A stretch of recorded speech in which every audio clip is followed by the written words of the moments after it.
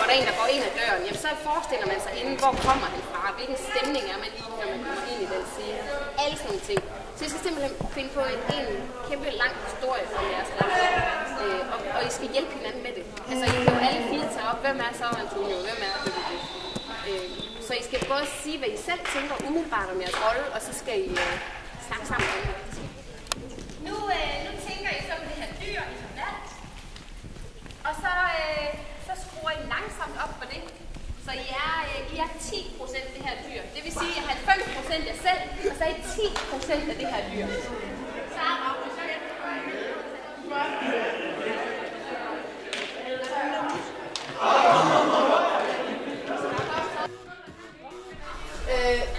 har I danset house før? Nej. Okay. Jeg vil gerne lave noget house med i morgen, men house er mega svært. Jeg tror ikke, det Men jeg vil godt lære jer nogle af de der grundtrin i morgen, hvis det er. Ja. Jeg vil også godt gøre det i eftermiddag, hvis der er tid. Ja. Først skal I have fundet en titel til avisen. Det er lidt svært at få en, der er god. Så skal vi have fundet noget fyldt avisen. Jeg tror, vi har bagsiden med småting og dumme jokes og sådan noget der. 3, 2, 1, barsko. De kristne, de synes, det var rigtig uretfærdigt, at de tog renter, så de tillod sig at spytte på dem. Og andre gjorde det for sjov. Og vi kender alle sammen det der med, at man kommer til sådan en pengeautomat, og så bare spytte ud over det hele. Og nu kan vi så bekræfte, at det er de kristne, der er skyld i det. Godt, piger. Meget bedre. Meget bedre. En gang til. Nu slutter alt. Lyset slukker. Hvis der bare var luft, men den er opbrugt. Den lugter iltfind i livets bugter. Jorden den drager sit sidste suk. Alting lukker.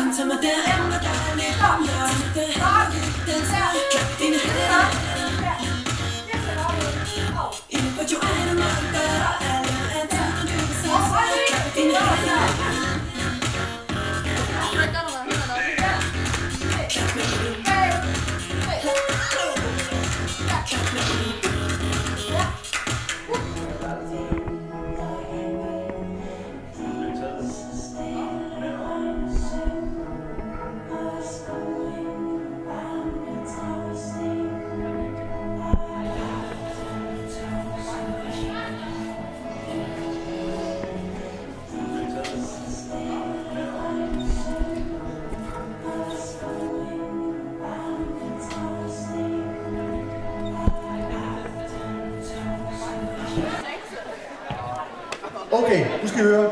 Nu er der helt stille. Der er ingen, der taler sammen nu. Jeg siger ingenting. I gør det samme som mig, og det starter nu.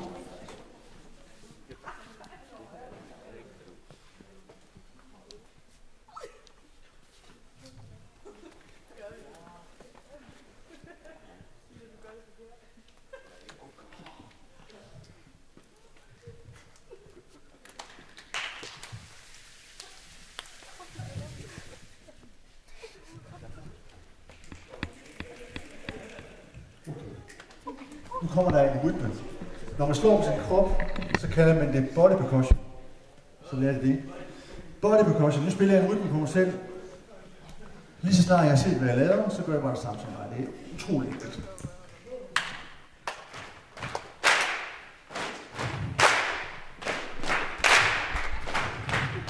Og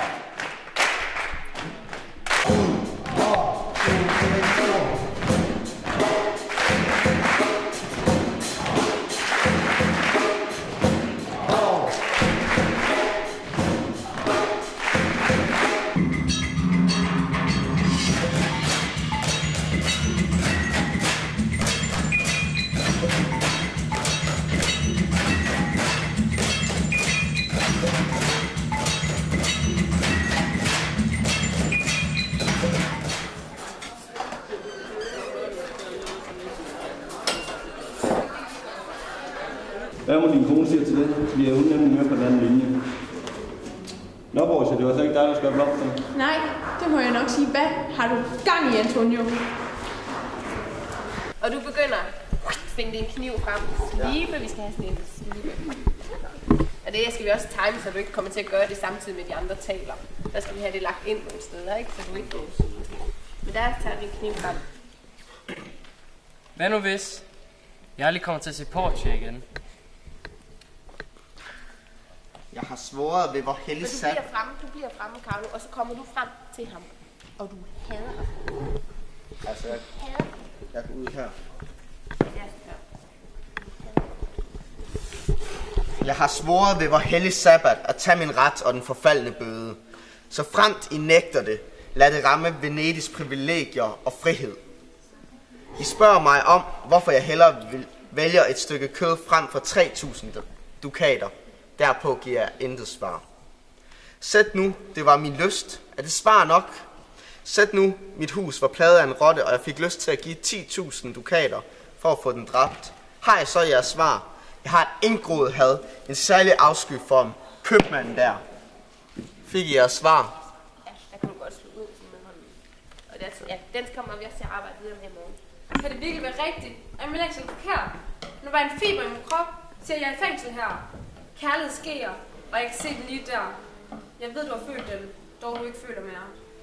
Hvis din moder var i live, ville hun gramme sig over din skændende og skandaløse leg. Men vi ligner jo hinanden, drikker samme vand, bor i samme land, og jeg elsker virkelig den mand. Jamen for fanden. Jeg ved, at hun vil smile blidt og glæde sig. Og sige til dig, at min lykke klæder mig. Tak. Og så er I knappen over det. Så sætter det fast, og så skal vi have et ærme. Og det sætter I fast hernede bagefter.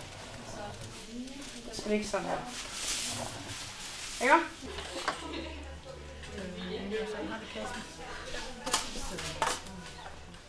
Så syr du bare.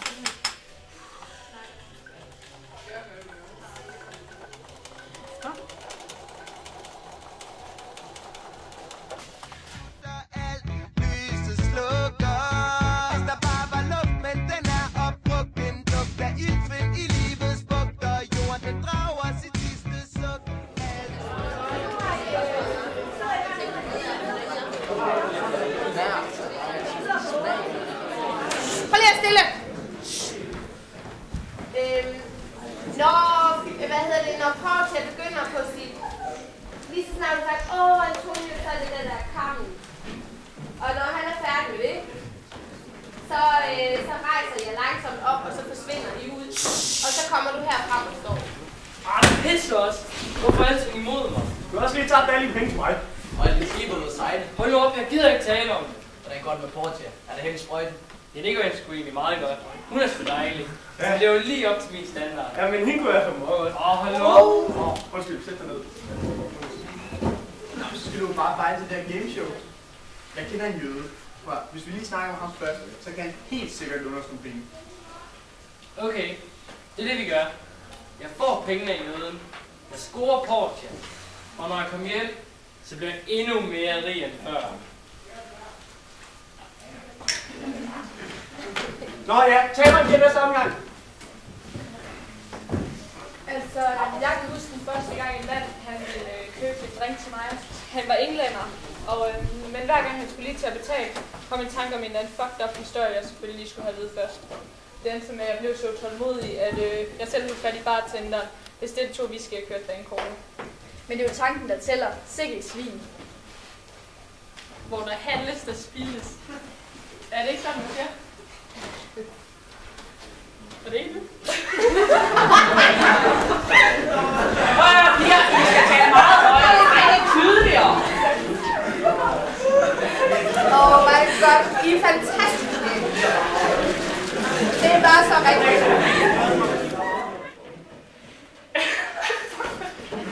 Hvad nu, hvis du ikke har lyst til at kysse ham? Hvad nu, hvis du ikke har lyst til at kysse ham? Kan jeg så ikke få penge tilbage? Nej, så er det også nemmere i eventyr. Hvis han er interesseret, så gør han kur. Han skriver digte. Og det eneste, man egentlig behøver at gøre, er at kaste sin flætten ud over balkonen. Og så kommer han og redder en. Nu begynder vi igen. Ej, men tag nu en tunge. Og det er. Men han er bare så dejlig. Prøv at se hans lækre krop. Hans søde smil.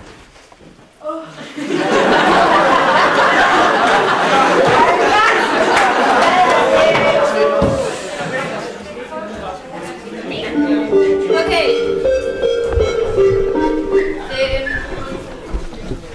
Det er en kærlighedshilsen, eller hvad du siger. Yes. Ja, fra det. Hvad så? Det er en kærlighedsmåde for Nick og Jay. Det er det gerne.